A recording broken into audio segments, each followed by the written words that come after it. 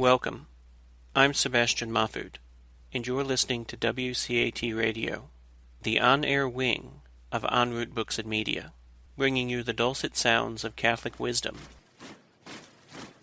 Welcome to Faith and Science in Catholic Schools, a production of iTest. iTest is the Institute for Theological Encounter with Science and Technology, bringing you this series in partnership with WCAT Radio. I am Patrick Panozzo, a trustee of iTest, and today's guest host for this edition. I'm joined here by Matt D'Antuono. Welcome, Matt. That's right. Hey, what's going on? Thanks for coming on. Thanks for sharing your insights with us today. We'll attempt to broaden our understanding of the Catholic school approach today, and beyond the Catholic school itself. Today, we're speaking with a teacher in the public school setting. That's right. So let me start with this question, though, Matt. What is your religious background and your upbringing like in terms Sure. of... Yeah, well, I was raised in a nominally Catholic home, and I went through all the sacraments and stuff, but it was nominal. I didn't really have any kind of personal relationship with Christ. Went off to college down in Virginia, James Madison University, and there discovered a personal relationship with Christ, but in the context of a Protestant world. And so I was Protestant for a number of years, married a Protestant girl, came back to Jersey, and through a whole series of events, came back to the Catholic Church. I was actually at one time vehemently anti-Catholic. Oh, wow. And I was teaching at a private Christian school at the time. Yeah. But in trying to disprove Catholicism, was able to actually, by God's grace, get a handle on some of what the church was talking about, and it made sense. And so what I was trying to disprove, I ended up proving to myself. And then I even lost my job. The private Christian school, they didn't want to have Catholic teachers on board there. So after you kind of went through the process a little bit. That's right, yeah. So after 3 years there, I was let go, and then found myself teaching in the public school system with my physics degree, teaching physics. Right. Were you teaching physics at the Christian school? No, I was teaching math. Math, I was teaching there. Yeah, okay. But it was fun to get back into physics. Yeah, sure. That's okay. what my degree was in physics. So okay.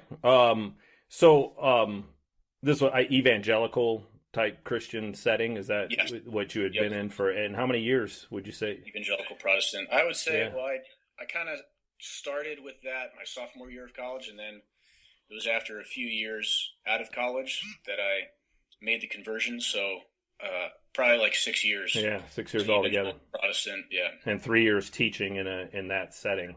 That's right. Yeah. Yeah. Did you attend Catholic schools? As you said, a nominal Catholic home? No. Yeah. No. Nope. Yeah. Private. Didn't even really think about it. Okay, so you were a public school student through your years of education. That's right. And then went to James Madison. You say. That's right. Okay. Yeah, the master's degree right now at Holy Apostles is my first experience at a Catholic school. Oh, is that okay? And it's very refreshing. Interesting, and maybe we'll get into that. But the transition question here then is about your professional journey. So you got into teaching, and how did that happen? What's the background, and where did it lead you ultimately? First thing that my wife and I did actually out of college is we were on staff with what was Campus Crusade for Christ at the time. We were interns with Athletes in Action, which is the branch outreach to athletes of now known as Cru, Campus Crusade for Christ. So we were missionaries for a year working. And then after that, I started to get interested in philosophy. We actually audited a class with Peter Kraft that he came down and taught in New York City. Boston College. Philosopher, so he would come down once a week and teach in New York City and then ride the train back up and teach Tuesday, Thursday in Boston.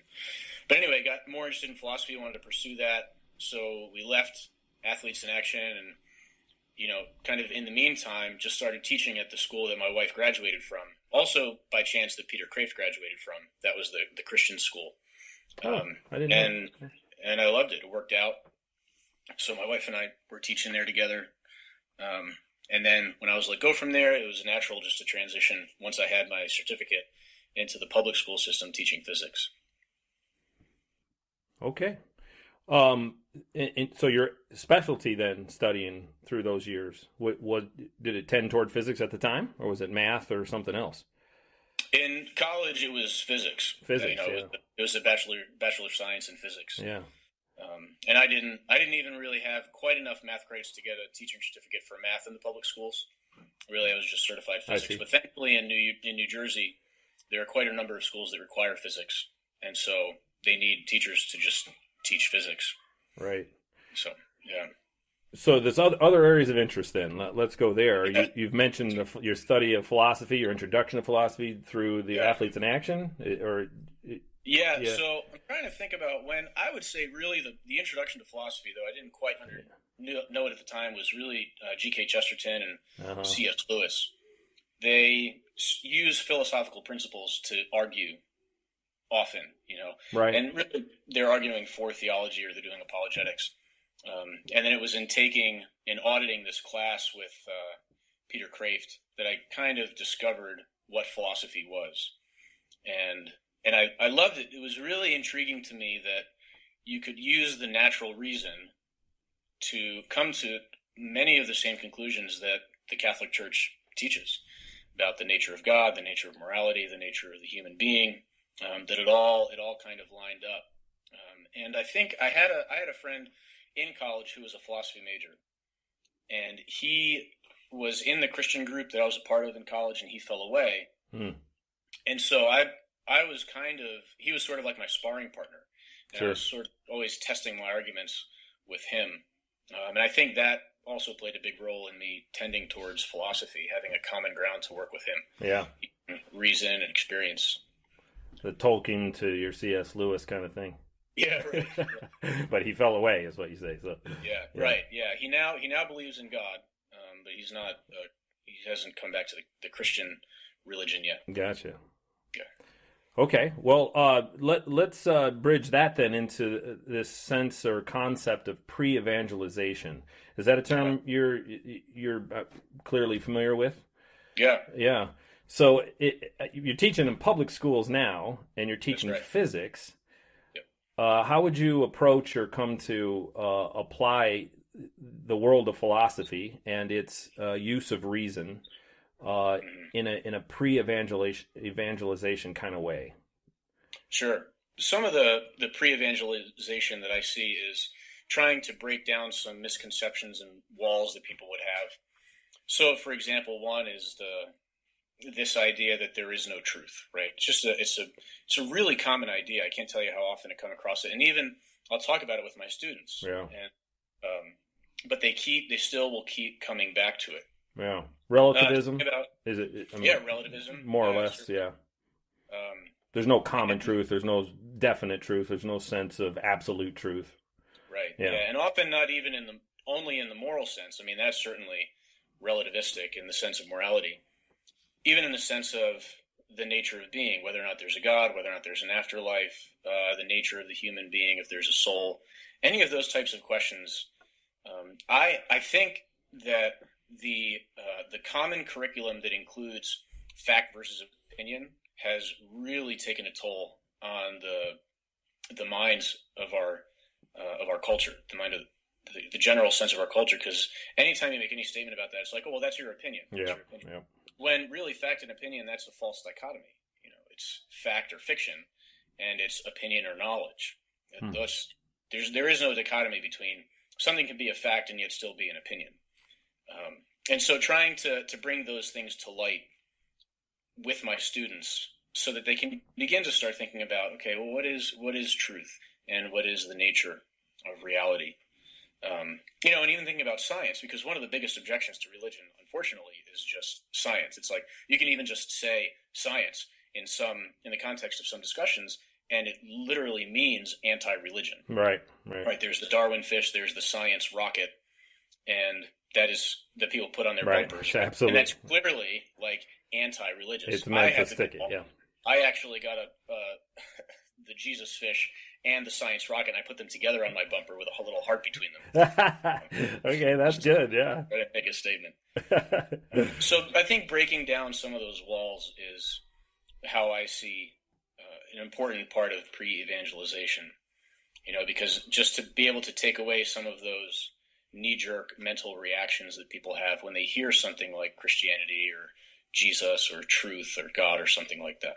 So if you're teaching science, you're teaching physics, and in that world or in that realm, so they're comfortable with facts or proofs. I'm not sure in the world of physics what you want to, laws of physics, right? So which are observable and scientific, but how would you compare or bring the two together in the sense that, well, they're willing to accept those facts. They're willing to accept that element of, what would they call it, truth? Right. Yeah. So how do you deal with it? And let me just end that question there, and then I got a second one. I memean, one thing that I do, honestly, I do this. I'll put a question on a test, and I'll say something like, according to this, or I'll just the question on a test. I'll say, what is, what law is being violated if someone were to, run through a wall, something like that. And then I'll say, right. And not just your opinion, in reality, in parentheses, like on the test. Like, okay, good, yeah. What's the real right answer, not just your, not just true for you, but what's true in relation to this. Just to tweak them a little bit. Yeah, just get them to think about it. Yeah. And I'll do that kind of thing just throughout the course in general, to be able to push them, to get them to think that there is such a thing as truth. Do you ever get the opportunity to ask them where or how these laws, these scientific truths, if you will, what could be the basis for them, or how did they even come to be? So you mentioned, the truth of being, but now you're into a category of philosophy. How do you, I take it you're comfortable introducing that into a physics class. Yeah. And I mean, one thing that I'll do is we're trying to get them to think like scientists. So we'll do some experiments. We'll test an idea. We'll come up with an equation, like for motion, right? Like the motion equations are pretty simple. Mm-hmm. We'll do some experiments to develop these, and then I'll be like, okay, well, look, we're going to do some math. So we just do some algebra, and we derive a new equation. And I tell them, like, guys, look, all we're doing here is algebra. That's all we're doing. We're doing some arithmetic, some algebra, some mathematics. We're dealing with stuff that you could easily do in math class, and yet that somehow works now to be able to give us a new prediction. And I'm like, what? Why in the world is it that you can do math and yet that works for physics? So trying to get them to think about, like, what is going on here? Sort of the miraculous nature in which mathematics can be used to describe the real world. And I'll push them on that at times. And I especially will talk about the beauty of physics. In fact, I use my last lecture, like even today was our last day of school. And so today I gave an hour-long lecture to my students about beauty and physics. About how, because even some scientists will be very, very clear that they use beauty. That's an important criterion for them. Oh, wow. They're making decisions. I've got quotes from like Roger Penrose, Richard Feynman, these guys who will say, it is certainly the case that Brian Greene, they'll say it's certainly the case that we use aesthetic criteria in forming our judgments about theoretical physics. So what is the nature of reality that even something like beauty can be important to a physicist? Yeah, so, okay, let's pursue that a little bit. How does the standard of beauty define then by a physicist? I know St. Thomas Aquinas has, 3 criteria. I'm not sure I can recall them from memory, but perhaps you can. But what does the physicist say is beautiful? Yeah, I just gave a lecture today, so I hope I can remember. Okay, good. But the amazing thing is that as I'm reading Thomas Aquinas, and I'm reading the Thomistic philosophers like Jacques Maritain and Etienne Gilson, they bring out these characteristics of beauty. Yeah. And I find in physics, in mathematics, these people talking the same criteria. I kind of start with a quote from Albert Einstein, where he says, an idea is the more impressive its simplicity. He actually uses the word simplicity. And then he talks about the way the ideas are related to each other. So simplicity, harmony, right, or balance, you could say. Yep. And then the wider its area of applicability, which is getting at this idea of brilliance or clarity, right, or innate inevitability, which is that third characteristic that I find it difficult to kind of wrap our minds around or be able to categorize. But the sense of recognition, right? Some scientists have talked about how when they saw the laws of general relativity, there was a sense of recognition, like, oh, of course it had to be that way. There was a sense of innate inevitability. Gotcha. And I bring in quotes too, even from like Leonard Bernstein, talking about the beauty of Beethoven's music. Yeah. And he uses that word, inevitability. He says the brilliance of Beethoven is that he knew what the next note had to be. He says, and like that's the exact same thing that these physicists and mathematicians are talking about. Good. So how do your students receive that? And curious, you bring that at the last day, right? Sort of like this is the summary, let's bring it all together and put a period at the end of the sentence. But, that's right. Yeah. So, and that's what, and I tell them, I'm like, okay, guys, look, this is the ultimate, because really, I mean, the other way that I introduce philosophy into the class, and this is what the book is, it's called Philosophy Fridays, was that at one point, because I got the degree in philosophy, or in physics, I have a degree in physics, and then I'm teaching, and as I'm teaching, I'm working on a bachelor's degree in philosophy. Okay. And our students find out I'm talking with them about it, and they say, hey, can you teach us some philosophy? So I'm like, okay, whatever. So they're curious. They'll come to you and, yeah. They don't know what philosophy is. Right. So they want to know, and it's like, oh, cool, man. But they're not afraid of it. They're not repulsed by it. It's not like... Yeah, okay. And so I starting off class with like a brain teaser or something like that, or a logic question. And so it just turned into a tradition that I'd start off every Friday class with a Philosophy Friday. The students loved it. I've gotten incredible feedback from them. And so then today, the last lecture is sort of like the ultimate Philosophy Friday, joined with everything I've been trying to teach you in physics. And so that's kind of how I introduce it. I tell them, look, I'm going to try to convince you that physics is beautiful today. Yeah. And so I go into the description of what beauty is. I distinguish beauty versus taste, right? Taste is what we like. It's what we're used to. Sure. Beauty actually has this standard in this classical sense. And then I go through all these stories about people discovering beauty and, like quotes even from Bertrand Russell talking about discovering the beauty of Euclid when he was 11 years old. He says, I had never imagined there was anything so delicious in the world, right? It's It's just crazy language. And I'm like, guys, he's talking about mathematics. There's beauty here. Well, you mentioned that, of course, beauty is, the value or the virtue that, Bishop Robert Barron has been promoting as sort of the entryway into this world of skepticism predominantly, or, if we're going to evangelize a largely secular culture, or one that has become at times hostile to religion, beauty is the least threatening of, between the good, the true, and the beautiful. Most people are willing to listen to you if you want to talk about something that's beautiful. Right. At the same time, I find it ironic that it's also the one where we tend to say our taste, right? Right. Which is more. And the idea that beauty is in the eye of the beholder. Right? Yeah. Right. Kind of thing. And so when it comes to relativism, truth, certainly our society is relativistic. Goodness, certainly our society is relativistic. And at least on the surface, people will say that beauty is relative as well. Yeah. Right. They will on the surface. People like, but what's great in my mind is that we have scientists, right? That's the other thing that we worship today is the scientists. Yeah. Yet they themselves are the ones who literally won't shut up about beauty. You read the books by these physicists and they just don't stop talking That's what they want to talk about, yeah. Beauty. Yeah.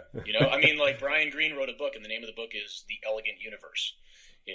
There was a science book written by George Johnson, this historian of science, called The 10 Most Beautiful Experiments.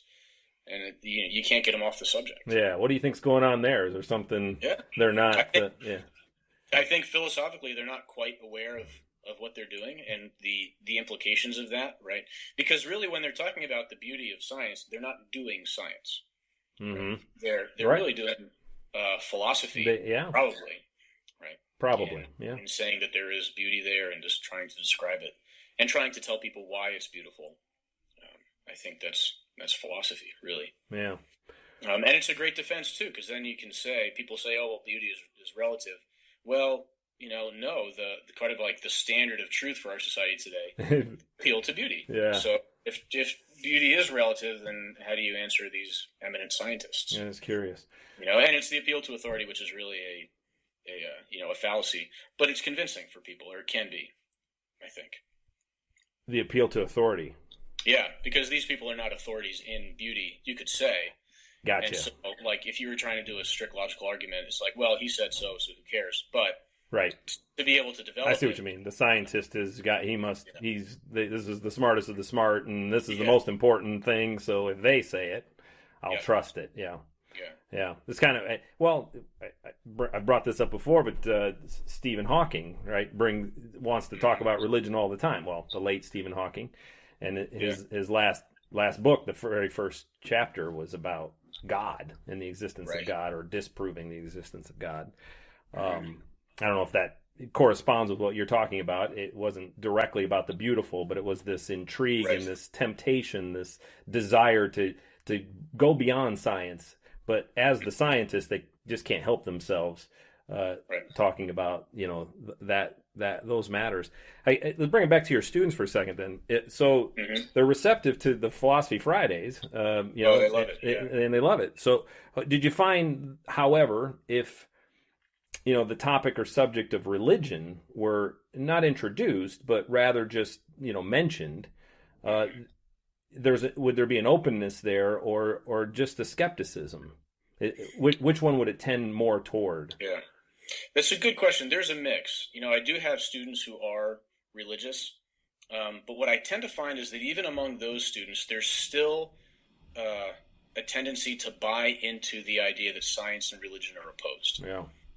Even they are still sometimes surprised to find out that I am a deeply religious person, as well as someone who loves physics and is a physics teacher and has a degree in physics. Even some of the ones who will tend to be religious are still somewhat surprised by that. Yeah. Can they articulate it? Do you know why? Do they know why they're surprised? I don't think so. Yeah. I don't think they'd be able to articulate it. It's one of these things that they've just grown up knowing. Yeah. Right. It's sort of like I love the analogy of Socrates when he's giving his defense speech. At the beginning, he says, "I have these older accusers, and the older accusers are the men who used to speak in the marketplaces, and you overheard them in the rumors and stuff like that." Right.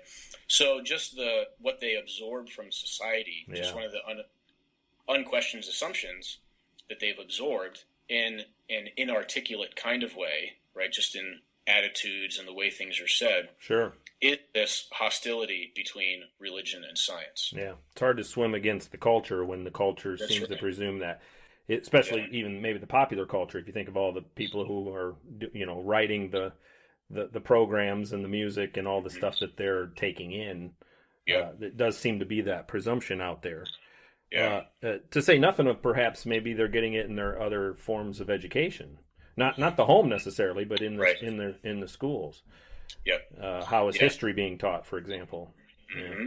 Yeah, the Galileo case. The Galileo case. Everybody gets taught about that one, but very rarely do they get taught anything about, Francis Bacon or something. Yeah, or even the details of the Galileo case, right? Or even the details, right? The context of history, all that stuff, and more than that, the fact that Galileo was wrong. He thought that he could prove that the Earth went around the sun, and he couldn't. Yeah. He did not have the mathematical evidence. He did not have the telescopic evidence, and the fact that the church was open to understanding Scripture in a new way. Right. But they weren't going to start re-understanding Scripture based on his arguments that he couldn't prove. Right. Or even to let him or allow him to pursue his research, just not in a publicly, pronounced or shared kind of way. Which, again, doesn't sit well with modern folk very much, but it is some explanation to how the 17th century, authority might have treated or handled somebody like that.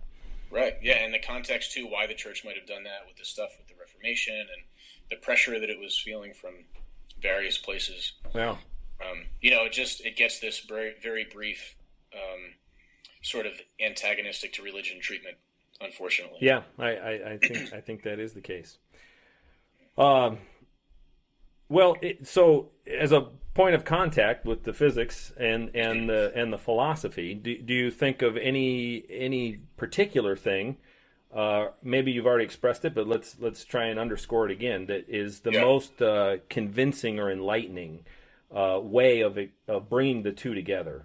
So whether you teach this to your students directly, or it's just something from your own way of organizing your mind around these things.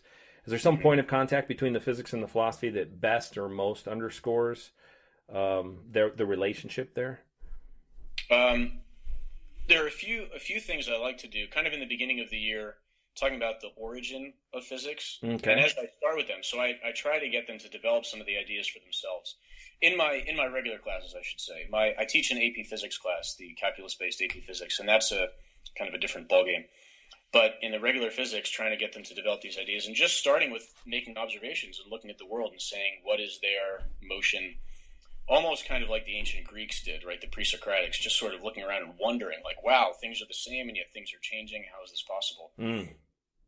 Also doing some sort of philosophy of science, and taking the idea, right? So we talked before about how science is sort of held up as the standard of knowledge today. Yeah. But taking that and articulating it, making it into a statement that science is the only real way to know, right? And that's part of the old philosophy that's been discredited now, logical positivism. Mm-hmm. But to take that statement and put it on the board, and I say to them, guys, look at this statement. This is a very common idea today. And really, a lot of students, they will continue to revert back to this idea throughout the year, like, oh, well, it's not scientific, so we don't really know. Yeah, they go right back to it. And talk about the logical problem with that idea. The idea that science is the only way to know, that idea is not something that science can know. Disproves itself, yeah. So, it's self-refuting. How curious do they find it that their science teacher is arguing against the be-all and end-all of science? Is that unusual for them? How do they receive that? Yeah, I think they usually take it pretty well. Yeah. I haven't had any students get up and walk out at that point. So, okay. I think the week before that, or this happens early on in the year. Even earlier than that, I'll ask them, "Have you ever seen the number 2?" And they look at me like, "What?" So they already think I'm nuts. Yeah. Okay. Yeah. And I tell them, like, "Yeah, it's right there on the clock." So I write on the board. I'm like, "Is this the number 2?" And they're like, "Yeah, of course that's number 2." I'm like, "No, it's not." I'm like, "That's a symbol that represents the number 2." Uh-huh. They're like, "Whoa," So they kind of by that time, even by the second week, they're kind of primed for sure. That'd be interesting. Excellent. Yeah. Stuff. Yeah. So, methods and practices then you use in the classroom. So the Philosophy Friday, for example, did that happen organically? I guess you didn't think of the idea. It just kind of popped in your head once you had a little bit of an encounter over the course of the year, perhaps? Right. Yeah. The kids started, so I would start class and it was irregular. Like I would do it sometimes a few days in a row and then I wouldn't do it for a while and the students would ask for it. So we just kind of decided, and I honestly forget when exactly this happened. If it was like 5, 6, 7 years ago, something like that. Oh, it's been that long. Before you were studying, before the degree program. Before Holy Apostles degree. Yeah. I was working on the bachelor's through a college here in New Jersey. I see. That I finished. I finished that about 10 years ago. And so, actually, it must have started because I switched schools about 6 years ago, and I was already doing Philosophy Fridays at that time. Okay. So it must have been when I was teaching at Hackensack High School, so prior to. So like 7 years ago, that's just, we were like, okay, well, you know what? We want to do it. Let's make it a regular thing. Let's just, hey, Philosophy Friday, it's got a nice ring to it. So yeah, we'll do. Are these predominantly upperclassmen or what grade level or year are you mostly teaching physics to? I'm teaching mostly upperclassmen. So I've got mostly juniors, but the AP Physics class is seniors. It's seniors. Mostly. Yeah. I did have a junior once in that class. Okay. Yeah. Taking the AP calculus-based class. Not sure what your experience or exposure would be to freshmen or sophomores, but do you think it would be more challenging or difficult to introduce these sort of philosophical ideas? I mean, or even the physics for that matter. There's probably a reason we teach physics to juniors and seniors, but right. What about the philosophy? I'll tell you, there is a movement. There was a number of years ago to teach physics to freshmen, to sort of reverse the order, because the idea is kind of like, well, physics is the foundational science. Everything you learn in chemistry is based on physics. Everything in biology is based on chemistry. Yeah. So there was a movement. So my last year at the other school actually was teaching freshmen. I think I remember this. In my part of the country, I remember freshmen taking physics because they were just getting crushed. You'd hear about it, and anyway, go ahead. And they'd bring down the level of some of the math. I mean, they had to because the students were just at that time taking algebra. Right. So even some of the things some of the geometric abilities that we need them to have to do some of the other stuff, they just didn't have. Gotcha. But I did have a year teaching freshmen, And yeah, it was more difficult. There is a difference in their ability to think abstractly and to sort of pull back, even just to think about the nature of science, to be able to pull back and think about the nature of science. That requires a degree of abstraction that's, still tough even for a lot of juniors and seniors, sure but it is, more difficult underclassmen. Yeah. Okay. So your background is public school, having attended public schools. Your experience with Catholic schools is minimal then. But would you have ever thought of or have any interest in what would it be like to teach in a Catholic school, or to teach physics or science in a Catholic school? What are your thoughts on that? Yeah, it would be a great opportunity. And I was hired to teach at a Catholic school once, but I ended up having to turn it down because, unfortunately, they just paid so little to try and support the family in northern New Jersey. It's a very expensive area to live. Sure. And my wife was home with the kids. Sure. But I have thought about that and what a beautiful thing it would be to be able to tie everything together, right? Yeah. And so with the philosophy, I can tie everything together to a point. Like, this is what science tells us, and here's sort of the perspective of science and beauty and the nature of mathematics and all the way these things work. But I bring it together to the point of philosophy. Whereas in a Catholic school, you'd be able to tie it all together, and really connect the dots and bring it back to the nature of God himself. So natural law, right? Why are there laws in the first place? Sure. The beauty that we see in nature, what does that tell us about the divine, right? That's a reflection of the divine beauty. God who is beauty itself, talking about this transcendental concept. Yeah. That would be a lot of fun, for sure. So you'd hesitate to mention the natural law in a public school setting? Well, I could say something like natural law, not in the, I do bring that up because sometimes in Philosophy Friday we talk about an ethical dilemma. Okay. And by far the most common ethical ideas that they're familiar with or even have a framework for are utilitarianism and what we call like deontology, right? That there's just a given command theory, right? Like Kant or something like that. But I will bring up the fact that there is this other system of ethics that's just completely ignored today, natural law, kind of virtue ethics. Virtue ethics. But even in terms of natural law, in terms of what science is, that there are laws of nature. I bring that in and I do talk about that. But I don't connect the dot to a lawgiver or a lawmaker, right? But I bring it pretty close to that. Okay. So you said there's kind of a mix in terms of the reception in sort of more religious categories. So I'd say this is more a question about the culture then, which spills into the classroom, of course. And but just knowing your students and knowing the culture that they're coming from and their general worldview or mindset. There's this default position that they have to science is the one form of truth that they're willing to accept, kind of thing. Yeah. But beyond that, how about is there a sense of a hostility or opposition that you've detected from other sources then, or just as I used the word skepticism before, but let's take it further. Do you detect any hostility toward any challenge to the science is king sort of mindset? Challenge to the science is king. Yeah, you're trying to broaden their ability to see greater truths or other truths, or right. And that's not even saying it right. Okay, it's not other truths. It's to even confirm or affirm that there is a truth. Does anyone you find any students that feel threatened by that? I don't get the sense that any students feel threatened by that. I don't get the sense that they know enough of what that means to realize that it is threatening to their idea that truth is relative. Okay. Again, it's this kind of thing that truth is relative, but it's they know that in a way that they're not even aware of it. It's one of these unquestioned assumptions, right? Right, sure. Again, it's like I try explaining to my students that fact versus opinion is a false dichotomy, but it's so ingrained in them that they just have such a hard time wrapping their minds around it. Yeah. Even to think. So to talk about truth and there being a truth, I don't think they have the ability to draw that into something like religion.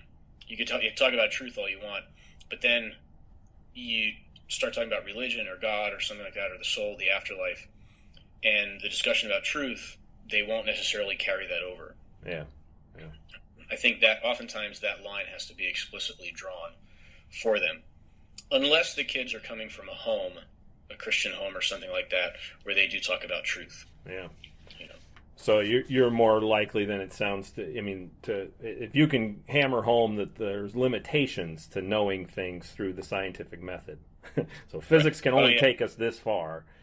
Yes. And that I do. Yeah. Often. Yeah. We'll talk about, because I want them to understand the way that an experiment works and the way that science works through experiment. So we'll talk about, is an idea testable? Can they test this idea? And if so, great. If not, well, then we're not really dealing with science at this point, right? We'll try to come up with some ideas about what is it that makes the water evaporate. And they'll come up with some ideas like, little fairies came and picked up the particles. I tell them to come up with some crazy ideas, right? Because we want to test these ideas. Yeah. And, great, that's a crazy idea. Little fairies came and picked up the water molecules. But is that something that we can test, right? Maybe the fairies will decide to do that or not. And be like, no, we can't test that idea. Okay, so then that's not really something that science can test. You've reached the limit of science at that point. Right. Okay. It's certainly a conversation that we have and try to hammer home with the students.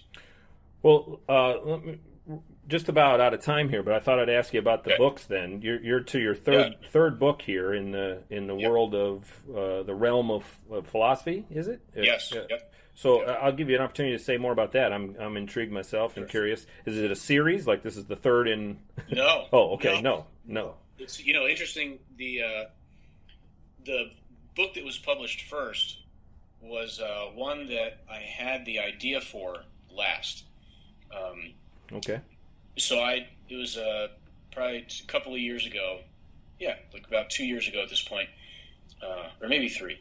I'm talking with my wife, and I'm talking about how important it is for students to get a philosophy in education because of this. Because without getting this idea of the broader context of the knowledge and all this stuff, they're sitting ducks for the relativism and for picking up these sort of bad ideas from society. Yeah. And I said, especially for our Catholic teens, our Catholic youth, to be able to learn philosophy, it's important. And my wife was like, well, why don't you write that book? And I was like, great idea. Yeah. So I did. I sat down. Within 10 days, I had this just really brief, informal introduction to philosophy. And that's a fool's errand. That was the first one that was published by En route Books and Media. The other one I had been writing for a long time, and I took kind of a page out of Walker Percy's book. He wrote a book called Lost in the Cosmos, which is sort of a unique book. Each chapter has some questions, and then there are these stories in there, right? So I started writing sort of anecdotal stories, making up stories to help illustrate points about philosophy, the philosophy of science, skepticism, and then even getting into apologetics. God exists, Jesus, and then the Catholic Church. Gotcha. So taking analogies, things that we would use as analogies, and actually turning them into stories, right? So even something like G.K. Chesterton's statement that, be careful not to be so open-minded that your brains fall out.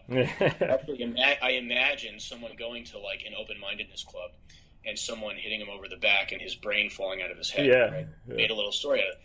So that was that book, and that one had been written over a long period of time. And I got a Franciscan friar to do some illustrations for it, which turned out great. Right. He did a great job with it. And then this one, Philosophy Fridays, I had literally recorded my Philosophy Friday sessions for a year. And then, every conversation is different.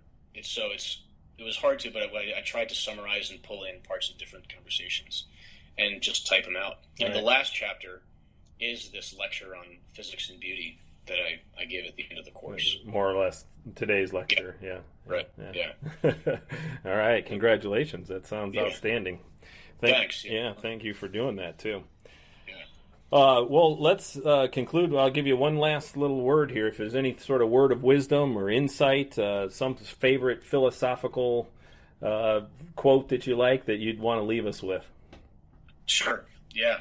I would say the thing that drew me into the Catholic Church and the thing that's been a guiding principle is truth at all costs, and for so many of us, I know I'm not speaking alone, that pursuit of truth has led home to the Catholic Church. It can start in philosophy, but ultimately it will lead us into theology and hopefully someday into the presence of truth himself. I appreciate that. Thank you. This has been the WCAT radio show, Faith and Science in Catholic Schools. Thank you for listening to this interview with Matt D'Antuono. Appreciate your time today, Matt. I am Patrick Panozzo. Until next time, good day and God bless. We hope you enjoyed the program and will join us back for another show on WCAT Radio. This is Sebastian Mahfood. Good day.